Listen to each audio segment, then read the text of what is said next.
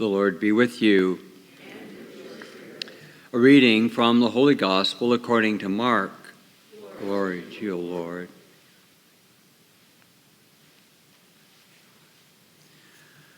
When Jesus had crossed again in the boat to the other side, a large crowd gathered around him, and he stayed close to the sea. One of the synagogue officials, named Jairus, came forward.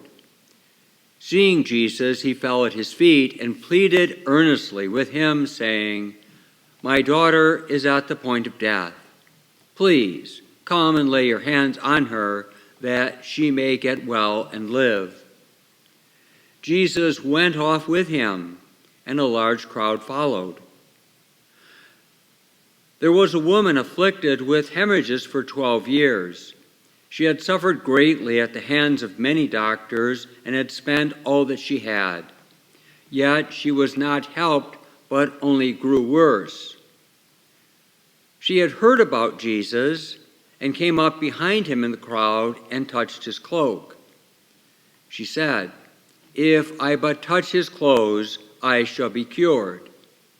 Immediately her flow of blood dried up. She felt in her body that she was healed of her affliction. Jesus, aware at once that power had gone out from him, turned around in the crowd and asked, "Who has touched my clothes?" But the disciples said to him, "You see how the crowd is pressing upon you, and yet you ask, 'Who touched me?'" He looked around to see who had done it. The woman, realizing what had happened to her, approached in fear and trembling. She fell down before Jesus and told him the whole truth. He said to her, "Daughter, your faith has saved you. Go in peace and be cured of your affliction." While he was still speaking, people from the synagogue official's house arrived, saying, "Your daughter has died. Why trouble the teacher any longer?"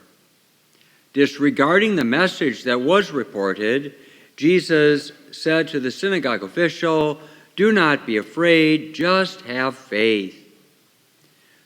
He did not allow anyone to accompany him inside except Peter, James, and John, the brother of James.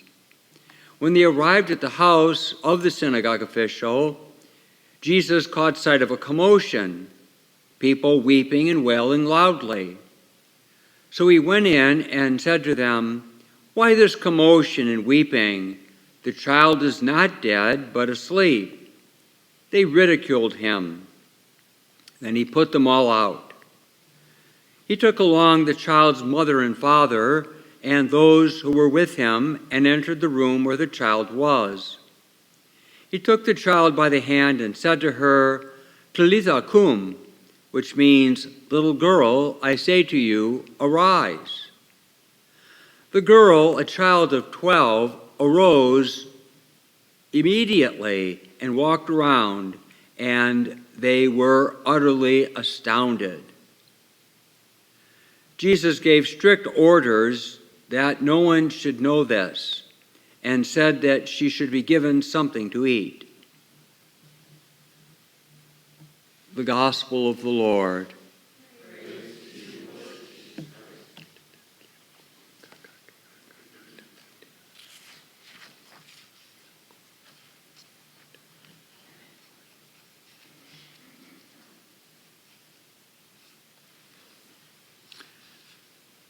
Sadness and pain and torment and desperation seem to be the lot of so many people in the world today, always has been, and I suspect always will be.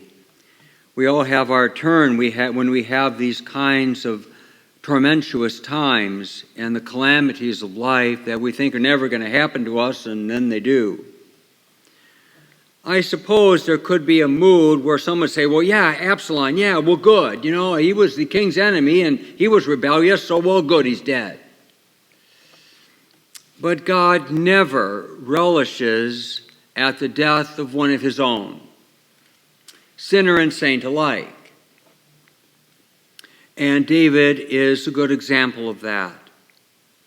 Clearly, he is in torment, loving his son, being the righteous and man of integrity that he was, failing that he could be at times. He loved his son. And we can see the torment by his weeping. So much so that all the army and the people with him shared his weeping. They put aside their revelry in the success of their battle and stood with the king in his sadness and bereavement. I'm not sure what else to say about that, but it is the lot of humanity. We all get a turn. It is a psychological strain. It is, because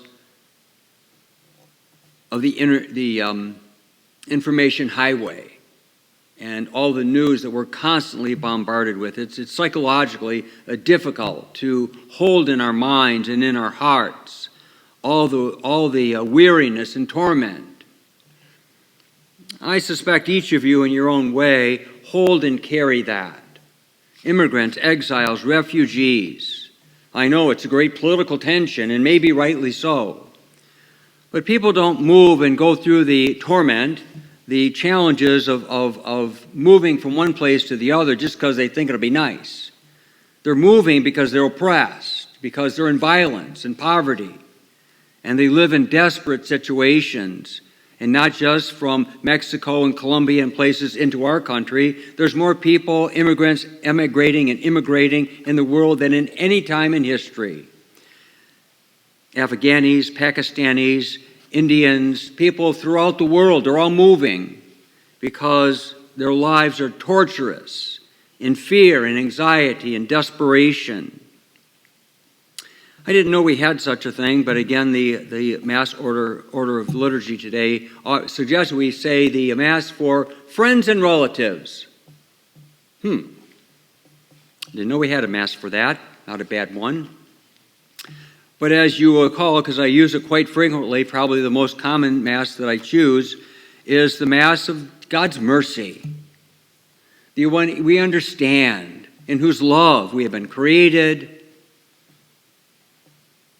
and whose blood we have been redeemed, and by whose Spirit that we have been reborn.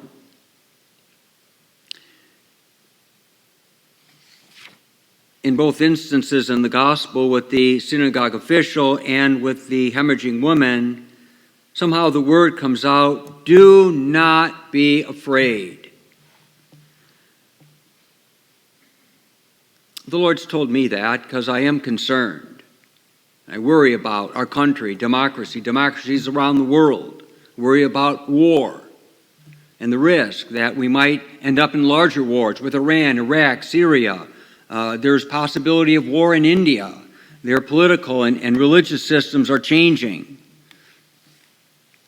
So these tensions are in the world, and it seems to me it's one of the most powerful masses we can pray for the mercy of God. I came across a journal piece that I had written some months ago. Jesus said, I don't want you worrying about that. Basically, I'm still Lord. I'm still Christ. And that was very consoling. I still pray every day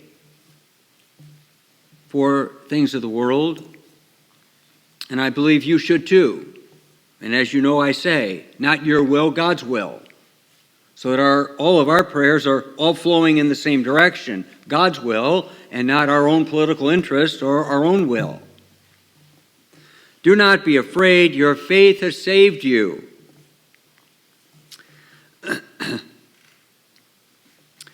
The word among us today suggests that the synagogue official and the woman with the hemorrhages are really two very different kind of people.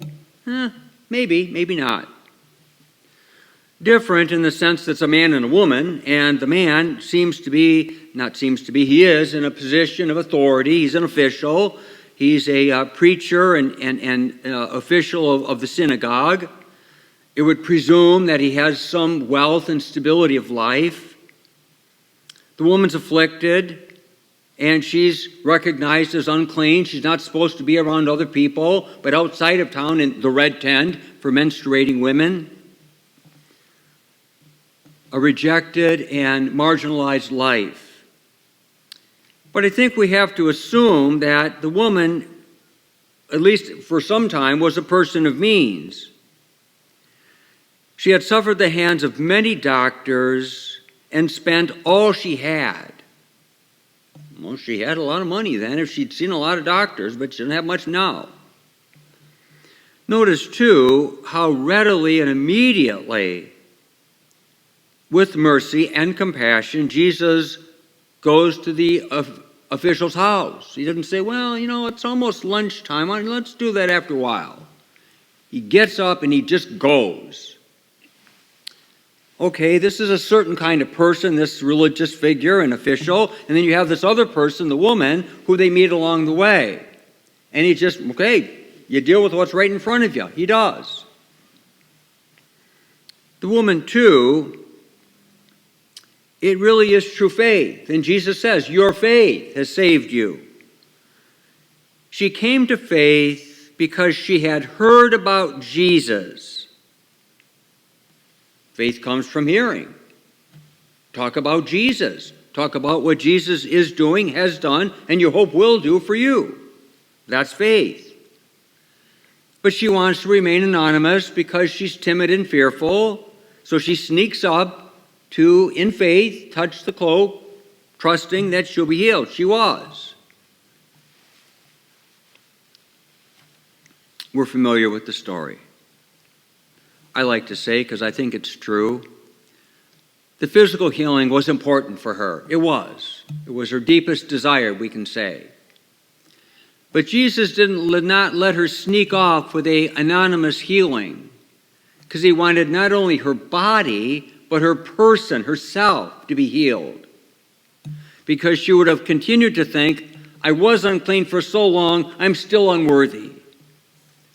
Not only was it a physical healing, he engaged her so that she as a person, as a woman, was healed and acceptable before God. And he said, do not be afraid, your faith has saved you. Now, it's a curiosity, and I know, I've said it several times so you can know, it's probably a design of Mark, the gospel writer. It's known as the Messianic secret. Don't tell anybody. But why does Jesus say, she's not dead, she's just asleep? So we could take from that, well, death is really a kind of a sleep, but we will rise again. Now, maybe he said that practically, functionally, because all these people are in the house. They're not just out in the front yard. They're all in the house because he put them out. They know she's dead. Maybe he said that because they know, and they're all right there. I don't think this was a three-story bungalow. It's probably one room house.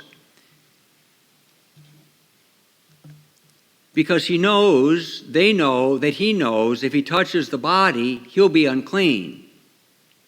He's trying to keep the scene clean, so to speak, so they have nothing to challenge him about. But I think the better reason is, as the opening prayer said, by whose blood we have been redeemed. Jesus is the Lord of life. And in his trust, without fear, she's sleeping in the sleep of death. But he awakens her because he has the power to give life. And he has the power of love and the compassion and the willingness to do so. There's a lot to think about there. Maybe just sort of put it in a piece. Trust the power and the compassion of God. The woman did, and the official did. They were both tormented and desperate. Jesus immediately responded and brought resolution to their concerns. Our prayers are not often so immediately answered, so we persevere. Don't be afraid. Jesus is still Lord. Pray for the church. Pray for the world, civilization, society, humanity. peoples and leaders of nations, because we need that help, and all the better that we persistently and consistently ask for it in God's will. Jesus, we can only praise your mercy, and we can only solicit your compassion. Church, world, and kingdom, may your will be done.